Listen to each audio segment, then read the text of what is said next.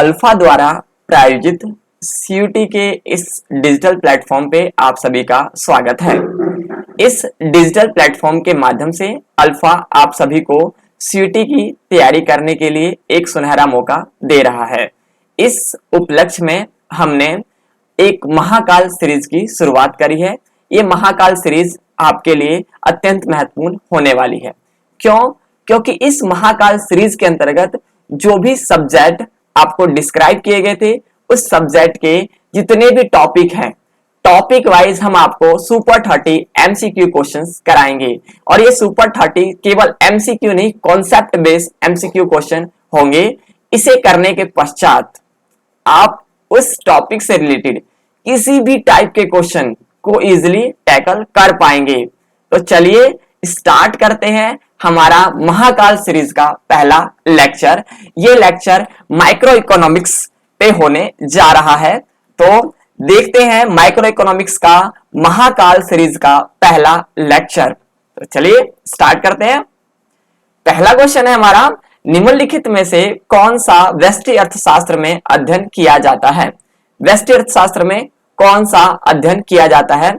तो व्यष्टि अर्थशास्त्र आपको बता दें क्या होता है। व्यष्टि अर्थशास्त्र मतलब व्यक्तिगत स्तर पर आर्थिक समस्याओं का अध्ययन करना, यानी वो इकोनॉमिकल इशू जो व्यक्तिगत स्तर पर हैं, जो इंडिविजुअली डील किया जाता है, उनके बारे में व्यष्टि अर्थशास्त्र अध्ययन करता है। तो ऑप्शन देखिए एक बार, मुद्रा पूर्ति। मुद्रा पूर्ति की बात करें तो मुद्रा पूर्ति क्या होता है? संपूर्ण देश के पास कितनी मुद्रा की सप्लाई है, मुद्रा की पूर्ति है, वो मुद्रा पूर्ति कहलाता है। तो ये व्यक्तिगत स्तर पर नहीं है।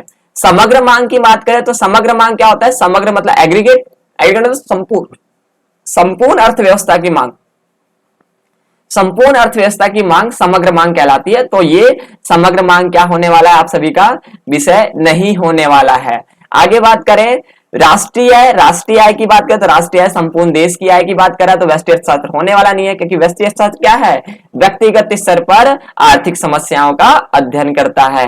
तो एक वस्तु की बाजार मांग, एक वस्तु की बाजार मांग की बात करें तो यही है एक वस्तु की बाजार मांग, जो क्या कर रहा है? व्यक्तिगत स्तर पर आर्थिक समस्याओं का अध्ययन कर रहा है। तो ये क्या है? व्यष्टि अर्थशास्त्र का विषय है। आगे बात करें सेकंड क्वेश्चन की, तो निम्नलिखित में से कौन सा विषय समष्टि अर्थशास्त्र में अध्ययन नहीं किया जाता? अब पूछ रहा है समष्टि अर्थशास्त्र में अध्ययन नहीं किया जाता, तो फिर कहां किया जाता है? नहीं किया जाता, फिर कहां करेंगे?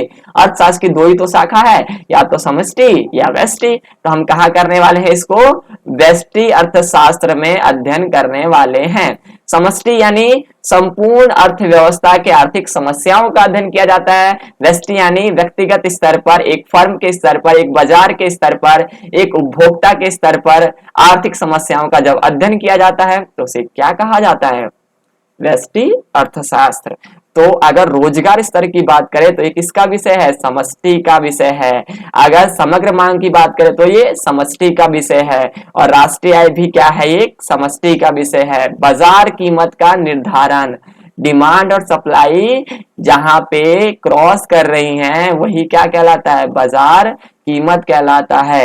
ये व्यष्टि अर्थशास्त्र का अंतिम यूनिट होने वाला है आपका। तो बाजार कीमत का निर्धारण क्या होता है? व्यष्टि अर्थशास्त्र का विषय है। ठीक है, तो ये आपका ठीक जवाब है। चलिए क्वेश्चन नंबर 3 देखते हैं। आर्थिक समस्या निम्न कारण से उत्पन्न होती है। आर्थिक समस्या कैसे उत्पन्न होती है? आर्थिक समस्या होती क्या है भाई? आर्थिक समस्या क्या होती है पहले आपको बता दिया जाता है। आर्थिक समस्या क्या होती है? आर्थिक समस्या 3 तरह की होती है। आर्थिक समस्या 3 कारणों से उत्पन्न होती है। पहला जो आर्थिक समस्या का कारण है वो क्या है? हमारे पास संसाधन क्या है? सीमित है। और हमारी आवश्यकताएं क्या है? असीमित है। और हमारे संसाधनों के क्या है? वैकल्पिक प्रयोग हैं। यही वो 3 कारण हैं जिसके कारण आपको अर्थशास्त्र पढ़ना पड़ रहा है। अगर ये 3 समस्याएं ना हो तो हमें अर्थशास्त्र पढ़ने की क्या ही जरूरत है। तो आगे देखें, हम देखेंगे एक राष्ट्र की उच्च जनसंख्या। हाई नहीं रहा, इसमें 3 ही तो कारण है आर्थिक समस्या के उत्पन्न होने के, 3 ही कारण है। तो ये तो हो ही नहीं सकता। क्रेताओं के बीच ये भी नहीं है, संसाधनों का वैकल्पिक प्रयोग ठीक है, और ये नहीं है। इजी था। आगे देखें क्वेश्चन नंबर 4, निम्नलिखित में से कौन सी अर्थव्यवस्था की केंद्रीय समस्या है? कौन है भाई? केंद्रीय समस्या क्या होती है भाई? केंद्रीय समस्या 3 तरह की होती है, बता देते हैं आपको। पहला होता है क्या उत्पादन किया जाए, कैसे उत्पादन किया जाए और किसके लिए उत्पादन किया जाए।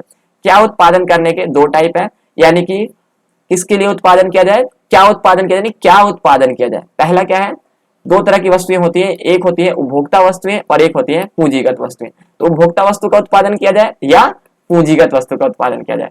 दूसरा है किसके लिए कैसे उत्पादन करें, तो दो तरह की तकनीक है हमारा, पूंजी प्रधान तकनीक के जरिए उत्पादन किया जाए या श्रम प्रधान तकनीक के जरिए उत्पादन किया जाए। इसे तकनीक के चयन की समस्या भी कहा जाता है। तीसरा है किसके लिए उत्पादन किया जाए, यहाँ पे गरीबों के लिए उत्पादन किया जाए या अमीर जनसंख्या के लिए उत्पादन किया जाए। अगर गरीबों के लिए उत्पादन किया जाता है तो गरीबों का कल्याण होता है, समाज का कल्याण होता है। तो ये क्या है, कल्याण की समस्या है। तो आगे बात करें तो केंद्रीय समस्या कौन सी है, तो अल्प मांग नहीं है, संतुलन नहीं है, घटते प्रतिफल नहीं है। तो किसके लिए उत्पादन किया जाए, ये आपका क्या है, कल्याण की समस्या है और यही केंद्रीय समस्या भी है। आगे बात करें क्वेश्चन नंबर 5 की, तो उत्पादन संभावना वक्र के बाहर कोई बिंदु दर्शाता है। उत्पादन संभावना वक्र के बाहर कोई बिंदु क्या दर्शाता है, संसाधनों का निम्न प्रयोग दर्शाता है, उत्पादन का अप्राप्य संयोग दर्शाता है, संसाधनों का कुशलतम प्रयोग दर्शाता है, संसाधनों की कमी दर्शाता है। तो संसाधनों का निम्न प्रयोग, कोई बाहर है, बाहर का मतलब क्या है, देखें यहाँ पे ध्यान से, ये पीपीसी है, कुछ अंदर बिंदु हो सकते हैं, कुछ पीपीसी के ऊपर बिंदु हो सकते हैं और बाहर बिंदु हो सकते हैं। तीन ही तो कंडीशन होगी, या तो अंदर होंगे, ऊपर होंगे या बाहर होंगे। अंदर क्या है, अंदर मतलब अल्प प्रयोग हो रहा है, संसाधनों का अल्प प्रयोग हो रहा है, संसाधनों का कुशलतम प्रयोग नहीं हो रहा, तो हम बोलेंगे जो बिंदु है वो कहाँ है, पीपीसी के अंदर है। पीपीसी के ऊपर कोई बिंदु है तो हम क्या बोलेंगे, संसाधनों का पूर्ण और कुशलतम प्रयोग हो रहा है, तो पीपीसी के ऊपर बिंदु कहलाएगा वो।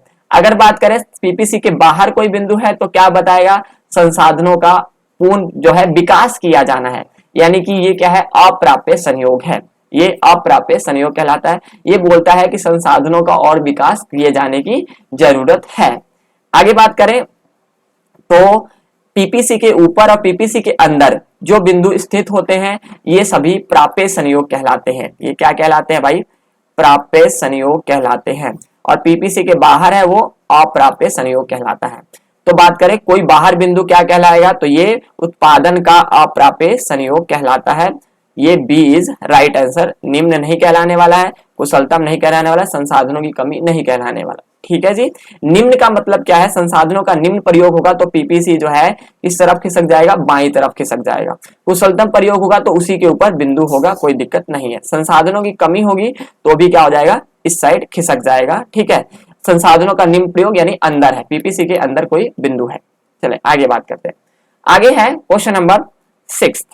क्वेश्चन नंबर 6 क्या बात करता है, तो किस स्थिति में उत्पादन संभावना वक्र दाईं ओर खिसकता है। भाई दाईं ओर, ये उत्पादन संभावना वक्र है और ये दाईं ओर, दो तरह खिसक सकता है। इधर अगर खिसक रहा है तो इसे बोलेंगे दाईं ओर खिसक रहा है, और इधर खिसक रहा है तो बाईं ओर। ये जो है तुम्हारा बाईं ओर बताता है। ठीक है, ये बाईं ओर खिसकने को बताता है, और जो ये खिसका हुआ है ये बोलता है दाईं ओर खिसक रहा है। ये चीजें याद रखें। दाईं ओर कब खिसकता है, दो कारणों से खिसक सकता है। पहला, संसाधनों में वृद्धि हो जाए, संसाधनों में वृद्धि हो जाए, और दूसरा तकनीक में वृद्धि हो जाए। ठीक है, दो तरीके से ये खिसक सकता है, किधर, दाईं ओर। उसी तरह संसाधनों में कमी और तकनीक में कमी के कारण बाईं ओर खिसक सकता है। तो पूछ रहा है दाईं ओर खिसकता है तो कब खिसकता है, संसाधनों में कमी के कारण, नहीं बाईं ओर खिसकता है। कुशलतम प्रयोग के कारण तो भाई वहीं रहेगा, कुशलतम प्रयोग में कहीं खिसकने वाला नहीं है। रोजगार में वृद्धि कारण नहीं हो सकता, रोजगार में वृद्धि वाला, रोजगार तो दिया ही नहीं, तो संसाधनों का पूर्ण प्रयोग हो ही नहीं रहा, तो आप वृद्धि कर रहे हो तो उत्पादन संभावना वक्र पर ही रहेगा, वृद्धि या कमी देखने को नहीं मिलने वाली। आगे बात करें तो विदेशी पूंजी का निवेश, अगर विदेशी पूंजी का निवेश भारत में आएगा तो क्या होगा, संसाधन बढ़ने वाले हैं, और जब संसाधन बढ़ने वाले हैं तो पीपीसी दाईं तरफ खिसक जाएगा। तो ए क्या है आपका ठीक जवाब है। आगे, उत्पादन संभावना वक्र एक सीधी रेखा में हो सकता है, सीधी रेखा की बात कर रहा हूं, उत्पादन संभावना वक्र सीधी रेखा में हो सकता है। तो अभी तक तुमने पढ़ा भाई उत्पादन संभावना वक्र कैसा होता है, मूल के बिंदु की तरह नतोदर होता है। अब बात करें सीधी रेखा में कब हो सकता है उत्पादन संभावना वक्र। अगर सीधी रेखा की बात करूं तो ये कब ऐसे हो सकता है, तो कब हो सकता है सीधी रेखा में, जब जो है क्या हो, जितने संसाधन जो है एक संयोग पे काम कर रहे थे उतना संयोग इधर लेकर आए, तो यहाँ की हानि और यहाँ का लाभ अगर बराबर है, क्योंकि एक संसाधन में जितनी कमी कर रहे हैं दूसरे संसाधन में उतनी ही बढ़ोतरी हो रही है। इसका मतलब क्या है, दोनों ही संसाधन समान रूप से कुशल है, कि एक संसाधन का हटा के दूसरे संसाधन में लगा रहे तो वो भी उतना ही एफिशिएंसी से काम कर रहा है। तो हम बोलेंगे क्या है, संसाधन जो वो पीपीसी वक्र है वो क्या है, सीधी रेखा में है। तो देखें ऑप्शन, दोनों वस्तुओं के उत्पादन में कमी की जाए तो हो सकता है, नहीं भाई। दोनों वस्तुओं में अधिक उत्पादन किया जाए तो नहीं भाई। दोनों सभी जो है संसाधन दोनों वस्तुओं के उत्पादन में समान रूप से कुशल हो, बिल्कुल। अगर समान रूप से कुशल है तो वो सीधी रेखा में हो सकता है, समान रूप से कुशल ना हो तो वो सीधी रेखा में नहीं होने वाला। वो कैसे होने वाला है, वो दो तरीके से हो सकता है। अगर समान रूप से कुशल ना हो तो पीपीसी कैसा हो सकता है, पीपीसी जो है एक तो ऐसे हो सकता है जिसे नतोदर बोलते हैं, या पीपीसी ऐसे हो सकता है जिसे उन्नतोदर बोला जाता है। ठीक है, चलिए आगे देखते हैं। 8वां, निम्नलिखित में से कौन सा उत्पादन संभावना वक्र की मान्यता है। मान्यता की बात करें, इजी है। मान्यता क्या होता है उत्पादन संभावना वक्र की, पहले मान्यता भाई संसाधनों का पूर्ण और कुशल प्रयोग किया जाना चाहिए, बिल्कुल ठीक है। तकनीक, तकनीक समान, तकनीक में चेंज नहीं होना चाहिए, अगर तकनीक में चेंज करोगे तो उत्पादन संभावना वक्र चेंज हो जाएगा।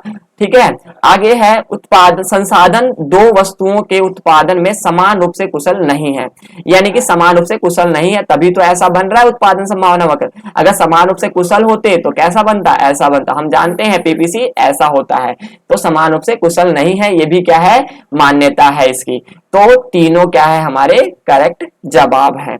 आगे देखते हैं क्वेश्चन नंबर 9th क्वेश्चन देखते हैं। 9th क्या बोल रहा है, निम्नलिखित में से कौन सा कथन अवसर लागत के बारे में बात करता है। अवसर लागत जानते हैं, अपॉर्चुनिटी कॉस्ट, यानी कि अच्छे से अच्छे विकल्प की तलाश में जब आप रहते हैं तो पहले वाले विकल्प को क्या करना पड़ता है, त्यागना पड़ता है।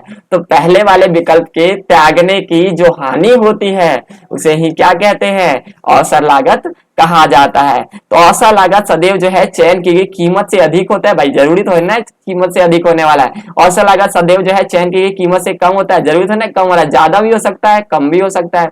कई बार हमें बेहतर अपॉर्चुनिटी की तलाश में है और ज्यादा हानि हो गई हमें, ठीक है, तो बेहतर अपॉर्चुनिटी उस तरह से नहीं मिल पाई। अवसर लागत की गणना सदैव मुद्रा के रूप में की जाती है, जरूरी नहीं है, क्वांटिटी के रूप में भी की जा सकती है। अवसर लागत का चयन की गई कीमत से कम या ज्यादा या बराबर हो सकता है, बिल्कुल कम भी हो सकता है, ज्यादा भी हो सकता है और बराबर भी हो सकता है। तो हमारे को करेक्ट आंसर मिल गया है। 10वां क्वेश्चन देखते हैं, निम्नलिखित में से कौन सा आदर्शात्मक अर्थशास्त्र का विषय है।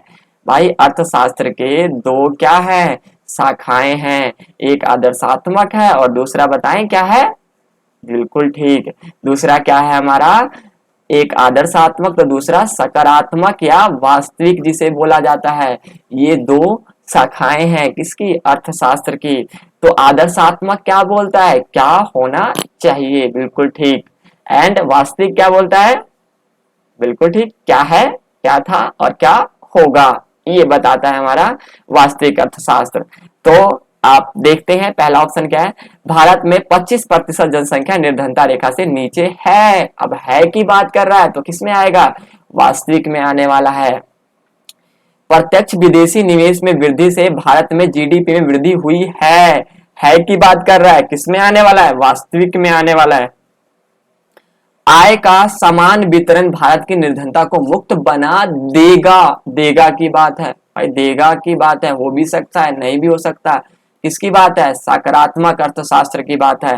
भारत सरकार द्वारा कल्याणकारी योजनाएं चलाई जा रही हैं, इससे जो है समग्र मांग बढ़ता है की बात कर रहा है, क्या है, वास्तविक अर्थशास्त्र है। और हमारे को पूछा क्या था, कौन सा आदर्शात्मक अर्थशास्त्र है, तो कौन सा ऑप्शन ठीक है, बिल्कुल ठीक, सी आंसर ठीक है। आगे देखते हैं क्वेश्चन नंबर 11 की बात करते हैं, किस स्थिति में उत्पादन संभावना वक्र एक सीधी रेखा में हो सकता है। भाई बताया था मैंने, उत्पादन संभावना वक्र सीधी रेखा में हो रहा है तो कैसे होने वाला है, ऐसे होने वाला है। ये उत्पादन संभावना वक्र है, यानी इसका अंतर और इसका अंतर क्या होने वाला है, सेम होने वाला है। और आपको बता दें MRT क्या होता है, MRT marginal rate of transformation, इसका फॉर्मूला क्या होता है, इसका फॉर्मूला होता है डेल्टा वाई अपॉन में डेल्टा एक्स। यानी कि जब ये डेल्टा वाई और डेल्टा एक्स क्या होने वाला है, दोनों बराबर होंगे तो MRT कितना होगा, 1, यानी MRT हर जगह कितना होने वाला है, 1 होने वाला है। यानी MRT 1 का मतलब क्या है, समान, जब MRT समान होगा तो ये कैसा होने वाला है, सीधी रेखा में होगा। अब बात करें PPC की, तो अगर PPC अगर बात करूं तो PPC कैसा होता है, PPC ऐसा होता है, ठीक है। PPC कैसा होता है, PPC आपको पता है, PPC ऐसा होता है, ये PPC है। अगर PPC ऐसा हो तो क्या होने वाला है, और अगर PPC ऐसा हो तो क्या होने वाला है। तीन कंडीशन है, तीनों की बात करते हैं। अगर PPC ऐसा हो तो देखो ध्यान से क्या होने वाला है, देखिए ध्यान से, यानी कि हम यहां से ज्यादा कमी कर रहे हैं तो लाभ क्या हो रहा है, कम हो रहा है। जब कमी ज्यादा हो और लाभ क्या हो, कम हो, तो MRC जो MRT है उसका मतलब क्या है, MRT बढ़ रहा है। तो PPC जब नतोदर होता है, PPC क्या होता है, नतोदर होता है, तो MRT क्या हो रहा है, बढ़ रहा होता है। और PPC जब उन्नतोदर होता है तो MRT क्या हो रहा है, घट रहा होता है। और PPC जब सिंपल लाइन में हो तो पता ही है MRT क्या होगा, बराबर होगा, बराबर होने वाला है, समान होने वाला है। तो ये यही पूछ रहा है, क्या है यहाँ पे, उत्पादन संभावना वक्र एक सीधी रेखा में हो सकता है, कब हो सकता है एक सीधी रेखा में, तो आपको आंसर मिल ही गया होगा भाई। सीमांत रूपांतरण की दर जो MRT है वो घट रहा हो तो हो सकता है, नहीं घट रहा हो तो कैसा होने वाला है, उन्नतोदर होने वाला है। और अगर बढ़ रहा हो तो कैसा होने वाला है, नतोदर होने वाला है। और अगर MOC, अब MOC क्या है, MOC भी वही है, याद रखें, MRT और MOC का मतलब क्या है, सीमांत अवसर लागत, मार्जिनल अपॉर्चुनिटी कॉस्ट, ये दोनों ही एक ही हैं, दोनों का सेम ही फंक्शन है, ठीक है, नाम अलग अलग है, काम एक है। तो आगे देखते हैं, तो ये क्या है, सीमांत जो है, जब सीमांत रूपांतरण की दर क्या हो, स्थिर हो, ये इसका क्या है, ठीक जवाब है, ठीक है। आगे देखते हैं 12वां क्वेश्चन। 12वां क्वेश्चन क्या बोल रहा है, उत्पादन संभावना वक्र मूल बिंदु की तरफ क्या होता है, नतोदर होता है, अभी बताया मैंने, मूल बिंदु की तरफ नतोदर कब होता है, एक नतोदर बताया, एक उन्नतोदर बताया। देखिए ध्यान से, नतोदर बताया था मैंने, नतोदर का मतलब ये, उन्नतोदर का मतलब ये, तो नतोदर और उन्नतोदर। तो नतोदर में क्या होता है, आपने देखा, नतोदर यानी ऐसा PPC बन रहा है, इसमें क्या होता है, MRT घट रहा होता है, MRT बढ़ रहा होता है, MRT क्या हो रहा होता है, बढ़ रहा होता है। तो MRT कहाँ बढ़ रहा है, देखें, बढ़ती हुई सीमांत रूपांतरण दर के कारण, बिल्कुल ठीक जवाब है। यहाँ पे क्या है, घटता हुआ है, यहाँ पे स्थिर है, यहाँ पे घटती हुई MOC के कारण, बिल्कुल तीनों क्या है, ये गलत है, ये आपका ठीक है नतोदर के लिए। क्वेश्चन कई बार आपके CBSE बोर्ड में भी आता है कि MRT वो PPC जो है नतोदर क्यों होता है, तो ये किसके कारण होता है, बढ़ती हुई MRT या MOC के कारण। आपको कमेंट में बताना है कि MRT या MOC बढ़ता ही क्यों है, घटता क्यों नहीं है, इसका जवाब आप कमेंट में दें। आगे, यदि कोई उत्पादन संभावना वक्र मूल बिंदु की ओर नतोदर है, उन्नतोदर है, देखिए उन्नतोदर आ गया ना, अगर उन्नतोदर है तो इसका क्या कारण है, अभी बात कर रहे थे नतोदर, नतोदर में क्या हो रहा था, बढ़ रहा था MRT, उन्नतोदर क्या होता है, उसका अपोजिट होता है। उन्नतोदर में PPC कैसा बनेगा, तो PPC उन्नतोदर, उन्नतोदर मतलब मूल बिंदु से दूर जा रहा है। तो मूल बिंदु से दूर कैसे जा रहा है, किस कारण जा रहा है, तो इसका मेन कारण क्या है, नतोदर का मेन कारण क्या था, MRT बढ़ रहा था, तो नतोदर का मेन कारण क्या होने वाला है, MRT घटेगा, तो MRT घट रहा है, MRT के घटने के कारण ये क्या होता है, उन्नतोदर होता है। नेक्स्ट क्वेश्चन देखते हैं, क्वेश्चन नंबर 14। निम्न में से अर्थव्यवस्था की कौन सी आर्थिक समस्या उत्पादन की तकनीक से संबंधित है। अब हमने बात किया था पहले क्वेश्चन में, उत्पादन की तकनीक से संबंधित समस्या कौन सी है, तो केंद्रीय समस्याएं कितनी होती है, 3 होती हैं, क्या, कैसे और किसके लिए। क्या में क्या होता है, क्या चयन करने की समस्या है, क्या में चयन करने की समस्या है कि पूंजीगत वस्तु का उत्पादन करना है या उपभोग वस्तु का उत्पादन करना है, और किसके लिए उत्पादन करने में कल्याण की समस्या है। तो यहाँ पे तकनीक की समस्या क्या है, कैसे उत्पादन करें भाई। तकनीक 2 तरह की है, एक श्रम प्रधान तकनीक है, एक पूंजी प्रधान तकनीक है। तो ये कौन सी समस्या है, तकनीक के चयन की समस्या, आप सभी का कैसे उत्पादन करें, तो क्या उत्पादन करें नहीं होने वाला, और कैसे उत्पादन करें कल्याण की समस्या है, कब उत्पादन करें ये समस्या है ही नहीं, कभी भी उत्पादन कर दो। आगे क्या है, किसके लिए उत्पादन करें ये नहीं है, कैसे उत्पादन करें इज राइट आंसर, क्योंकि कैसे ही क्या है, तकनीक की समस्या है, किसके लिए क्या है, कल्याण की समस्या है। आगे देखें question number 15th question number 15 क्या बोल रहा है, निम्न में से अर्थव्यवस्था की कौन सी केंद्रीय समस्या वस्तुओं की कितनी मात्रा में उत्पादन किया जाए से संबंधित है। अभी बताया कितनी मात्रा में वस्तुओं का उत्पादन करना है, यानी कि कितनी मात्रा में पूंजीगत वस्तु का उत्पादन करना है और कितनी मात्रा में उपभोग वस्तु का उत्पादन करना है। कौन सी समस्या है, बिल्कुल ठीक, पहली समस्या है, क्या उत्पादन किया जाए। तो ये पहला वाला ठीक जवाब है, किसके लिए उत्पादन किया जाए, कल्याण की समस्या। कैसे उत्पादन किया जाए, तकनीक की समस्या, और कब उत्पादन किया जाए, ये हमारी तीनों केंद्रीय समस्याओं में से कोई समस्या नहीं है। 16 क्वेश्चन जो आपका है, निम्न में से अर्थव्यवस्था की कौन सी केंद्रीय समस्या का संबंध उन लोगों के चयन से है। यहाँ पे देखिए ध्यान से, यहाँ पे बात हो रही है लोगों के चयन से, यानी कि लोगों का चयन जो वस्तुओं का उपभोग कर रहे हैं। लोगों का चयन यानी कौन से लोगों का चयन, लोग कितने टाइप के होते हैं आपको पता है, दो तरह के लोग हैं, एक अमीर है एक गरीब है। तो लोगों के चयन की समस्या यानी कल्याण की समस्या। कल्याण की समस्या किससे संबंधित आप सभी को जानते हैं, क्या उत्पादन किया जाए, वस्तु का चयन हो रहा है इसमें, कैसे उत्पादन किया जाए, तकनीक का चयन हो रहा है इसमें, किसके लिए उत्पादन किया जाए, यहाँ पे लोगों का चयन हो रहा है। तो बिल्कुल ठीक जवाब सी ऑप्शन हमारा ठीक है। आगे बात करें 17th क्वेश्चन की, तो इसमें है उत्पादन संभावना वक्र के ऊपर एक बिंदु क्या दर्शाता है। यानी ये उत्पादन संभावना वक्र ऐसा होता है आपको पता है, और उत्पादन संभावना वक्र के अंदर कैसे बिंदु होते हैं, जो होते हैं अकुशल प्रयोग को दर्शा रहे हैं या प्राप्य संयोग होते हैं। ठीक है, उत्पादन संभावना बिंदु, उत्पादन संभावना वक्र के ऊपर अगर कोई बिंदु है तो वो क्या दर्शाता है कि संसाधनों का पूर्ण और कुशल प्रयोग हो रहा है। तो संसाधनों का अकुशलतम प्रयोग क्या दर्शाता है कि जो उत्पादन संभावना वक्र है उसके अंदर कोई बिंदु है वो दर्शाता है। अप्राप्य संयोग यानी उत्पादन संभावना वक्र के बाहर कोई बिंदु है वो अप्राप्य संयोगों को दर्शाता है। संसाधनों का पूर्ण एवं कुशलतम प्रयोग हो रहा है ये दर्शाता है उत्पादन संभावना वक्र के ऊपर कोई बिंदु है वो दर्शा रहा है। तो सी हमारा करेक्ट आंसर है। आगे बात करें 18वां क्वेश्चन, निम्नलिखित में से किसके कारण उत्पादन संभावना वक्र बाईं ओर खिसकाव होता है। बाईं तरफ किसके कारण खिसक जाता है, ये देखिए उत्पादन संभावना वक्र ये रहा, और बाईं ओर का मतलब क्या है, ये इस साइड खिसक रहा है, ये बाईं ओर खिसक रहा है। ठीक है, लेफ्ट हैंड की तरफ खिसक रहा है। तो लेफ्ट हैंड की तरफ क्यों खिसक सकता है आपको पता है, तकनीक में अगर प्रगति हो जाए तो क्या हो सकता है, ये दाईं तरफ खिसकेगा। अगर तकनीक में परिवर्तन हो जाए तो ये इस साइड खिसकने वाला है, ना कि इस साइड। तकनीक में अवनति हो जाए तो, हाँ तकनीक में अवनति हो जाए तो ये इस साइड खिसकने वाला है। संसाधनों का विकास हो जाए तो ये इस साइड खिसकने वाला है। बेरोजगारी का कोई रिलेशन है ही नहीं।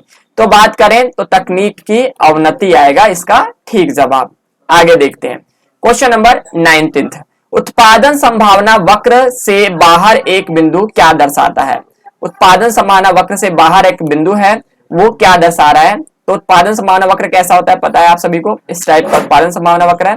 पहले उत्पादन संभावना वक्र बना लेते हैं, उसके बाद देखें इसे प्राप्य संयोगों को दर्शा रहा है, अप्राप्य संयोगों को दर्शा रहा है, संसाधनों का पूर्ण कुशल प्रयोग। प्राप्य संयोग क्या होता है, जो उत्पादन संभावना वक्र पर या उत्पादन संभावना वक्र के अंदर, अगर दोनों में है या तो उसके ऊपर है या उसके अंदर है तो उसे प्राप्य संयोग कहा जाता है। अप्राप्य क्या होता है, जो उत्पादन संभावना वक्र के बाहर है उसे अप्राप्य संयोग कहा जाता है।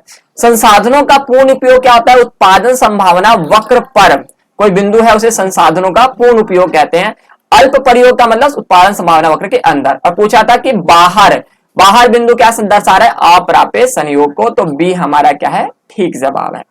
आगे देखें क्वेश्चन नंबर 20 क्वेश्चन क्या बोल रहा है, उत्पादन संभावना वक्र जो है, उत्पादन संभावना वक्र के अंदर एक बिंदु क्या दर्शाता है। उत्पादन संभावना वक्र के अंदर अगर एक बिंदु है उसे क्या दर्शा रहा है वो, तो देखें उत्पादन संभावना वक्र अभी क्वेश्चन डिस्कशन करा है, उसके अंदर अगर बिंदु हो तो क्या दर्शाता है, संसाधनों का कुशलतम प्रयोग, अकुशलतम प्रयोग हो रहा है तो उत्पादन संभावना वक्र के ऊपर बिंदु होने वाला है। ठीक है, संसाधनों का पूर्ण प्रयोग, बिल्कुल अगर ऊपर है तो संसाधनों का पूर्ण प्रयोग होगा, तो ये ऊपर उत्पादन संभावना वक्र पर ही बिंदु हो तो संसाधनों का पूर्ण प्रयोग होगा। संसाधनों का अल्प प्रयोग, अल्प प्रयोग अगर हो रहा है तो वो अंदर होने वाला है। अप्राप्य संयोग बाहर होने वाला, तो क्या आएगा इसका अंदर, अंदर मतलब अल्प प्रयोग, तो हमारा सी क्या है, ठीक जवाब है। ठीक है, आगे बात करते हैं। आगे है 21st क्वेश्चन है, इसके अंदर क्या बोला जा रहा है कि आर्थिक समस्या उत्पन्न होने के कारण क्या है, सीमित मानव आवश्यकताएं। आर्थिक समस्या उत्पन्न कब हो सकती है, हमने पढ़ चुके हैं, आर्थिक समस्या 3 कारणों से उत्पन्न होती है। आर्थिक समस्या उत्पन्न होने का पहला कारण क्या है, संसाधन क्या है, सीमित मात्रा में है, आवश्यकताएं क्या है, असीमित मात्रा में है, और आप सभी को पता है जो संसाधन है उसके क्या है, वैकल्पिक प्रयोग हैं। ये 3 आप सभी की क्या है, आर्थिक समस्याएं हैं। इसी 3 आर्थिक समस्या के कारण अर्थशास्त्र का अध्ययन किया जाता है।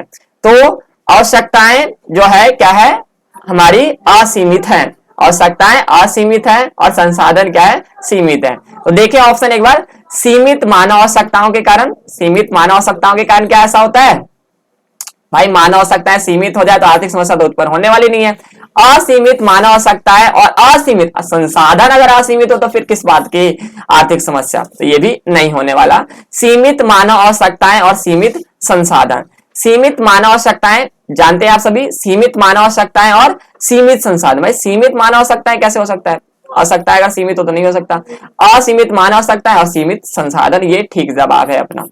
आगे बात करते हैं क्वेश्चन नंबर 22 की, अवसर लागत क्या है, इकाइयों की संख्या की प्राप्ति, इकाइयों की संख्या का त्याग, दूसरे सर्वश्रेष्ठ विकल्प का लागत का त्याग करना, दूसरे सर्वश्रेष्ठ विकल्प की प्राप्ति। तो आपको बताया गया था कि अवसर लागत क्या है, दूसरे सर्वश्रेष्ठ विकल्प की प्राप्ति के लिए पहले विकल्प का जो त्याग है वही क्या कहलाता है, अवसर लागत कहलाता है।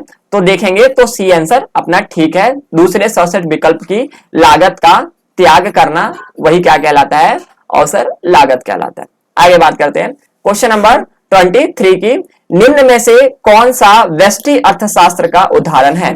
व्यष्टि अर्थशास्त्र का उदाहरण क्या है, व्यष्टि अर्थशास्त्र जानते हैं जो व्यक्तिगत स्तर पर आर्थिक समस्याओं का अध्ययन करता है, तो राष्ट्रीय आय समष्टि का कहलाता है, रोजगार और आय व्यष्टि का कहलाता है, कीमत स्तर पूरे क्या कहला रहा है, पूरे अर्थव्यवस्था की कीमत स्तर की बात कर रहे हैं यहाँ पे, वस्तु की कीमत, वस्तु की कीमत यानी एक वस्तु की कीमत, ये व्यष्टि अर्थशास्त्र का क्या है, उदाहरण है। आगे बात क्वेश्चन नंबर 24 देखते हैं। क्वेश्चन नंबर 24 क्या बोलता है, निम्न में से कौन सा व्यष्टि अर्थशास्त्र, समष्टि अर्थशास्त्र का उदाहरण है। समष्टि अर्थशास्त्र क्या होता है, जो अर्थव्यवस्था के स्तर पर आर्थिक समस्याओं का अध्ययन करता है। यानी व्यक्तिगत आय क्या है, व्यष्टि अर्थशास्त्र का विषय है, कीमत, वस्तु की कीमत क्या है, व्यष्टि अर्थशास्त्र का विषय है, और वस्तु की मांग भी क्या है, व्यष्टि अर्थशास्त्र। तो ये भी व्यष्टि है, ये भी व्यष्टि है, ये भी व्यष्टि है, तो हमारा क्या रह जाता है, आय और रोजगार, ये हमारे समष्टि अर्थशास्त्र का विषय है। क्वेश्चन नंबर 25 देखते हैं, निम्न में से कौन सा आर्थिक क्रिया का उदाहरण नहीं है। आर्थिक क्रिया कौन सा नहीं है, बात कर लेते हैं।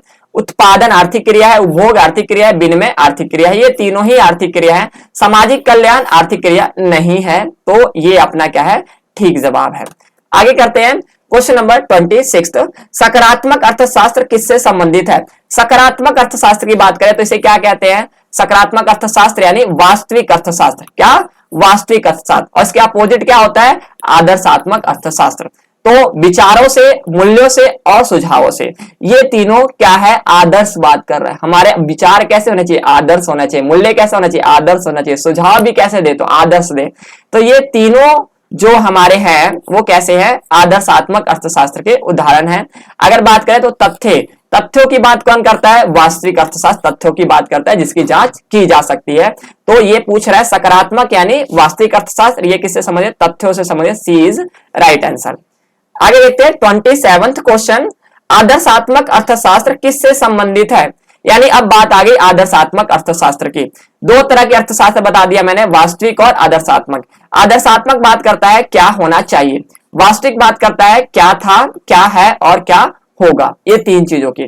तो बात करें तो क्या था किसका आ गया, वास्तविक अर्थशास्त्र आ गया, क्या है वास्तविक अर्थशास्त्र आ गया, क्या होना चाहिए आदर्शात्मक अर्थशास्त्र आ गया, और क्या होगा ये किसकी बात हो गई, वास्तविक अर्थशास्त्र की बात हो गई। तो हमारा आंसर जो ठीक होगा आदर्शात्मक जो अर्थशास्त्र है वो क्या है, ए, सी इज राइट आंसर। तो सी क्या होना चाहिए।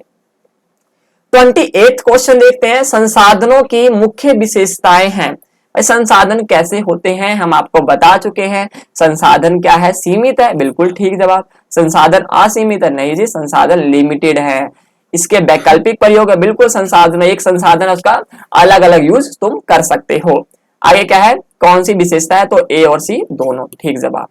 आगे देखते हैं 29 क्वेश्चन है, निम्न में से किसके कारण उत्पादन संभावना वक्र में दाएं तरफ खिसकता है? बार बार क्वेश्चन जो है इसी टाइप के आ रहे हैं। देखो ये क्वेश्चन इंपॉर्टेंट है आप सभी के लिए, ऐसा क्वेश्चन आपको जरूर देखने को मिलेगा।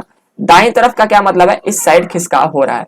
तो तकनीक में प्रगति के कारण, बिल्कुल ठीक, अगर तकनीक बढ़ जाए तो दाएं तरफ खिसकाव हो सकता है। संसाधनों के विनाश के कारण संसाधन का विकास हो, दाएं तरफ नहीं बल्कि ये बाईं तरफ होगा खिसकाव। जैसे बाढ़ आ गया कहीं, भूकंप आ गया कहीं, तो बाईं तरफ खिसकेगा पीपीसी। याद रखें इस बात को, इंपॉर्टेंट क्वेश्चन है।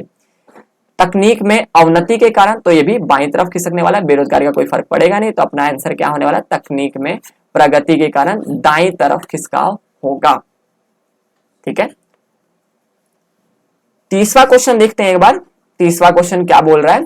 तीसरा क्वेश्चन बोल रहा है, निम्न में से किसके कारण उत्पादन संभावना वक्र का खिसकाव नहीं होता है? किसके कारण उत्पादन संभावना वक्र नहीं खिसकता है? तकनीक में प्रगति के कारण, संसाधनों में विकास के कारण, तकनीक में अवनति के कारण और बेरोजगारी के कारण। इसका आंसर आपको कमेंट बॉक्स में देना है। जिन बच्चों का आंसर ठीक होगा, जो नेक्स्ट वीडियो होगी उसमें हम इसका आंसर बताएंगे और साथ ही साथ उन बच्चों के नाम बताएंगे जिन्होंने आंसर ठीक दिया है। तो कमेंट जो है बॉक्स में आप इसके आंसर जरूर लिखें। आगे आपको बता दें कि जो पीडीएफ आज और आने वाले समय में जितने भी पीडीएफ से हम करा रहे हैं, जो क्वेश्चंस करा रहे हैं, और इनके हर एक चैप्टर वाइज जो नोट्स हैं, वो भी क्वालिटेटिव जो नोट्स हैं, वो आपको फ्री में प्रोवाइड किए जाएंगे। इसके लिए आवश्यकता है कि आप हमें हमारा जो टेलीग्राम चैनल है या हमारा जो इंस्टाग्राम है या हमारा व्हाट्सएप जो ग्रुप है उस पर आप ज्वाइन करें। आप अगर हमारे व्हाट्सएप ग्रुप ज्वाइन करना चाहते हैं तो डिस्क्रिप्शन बॉक्स में जो लिंक है उसके जरिए आप हमारे व्हाट्सएप ग्रुप को ज्वाइन कर सकते हैं। इसके जरिए आपको पीडीएफ, जो एमसीक्यू का पीडीएफ है वो मिल जाएगा, सबसे पहले आपके पास पहुंचेगा, और उस चैप्टर के नोट्स भी आपके पास सबसे पहले पहुंचा दिए जाएंगे। इसके लिए जरूरत है कि आप सभी इस ग्रुप को ज्वाइन करें। धन्यवाद।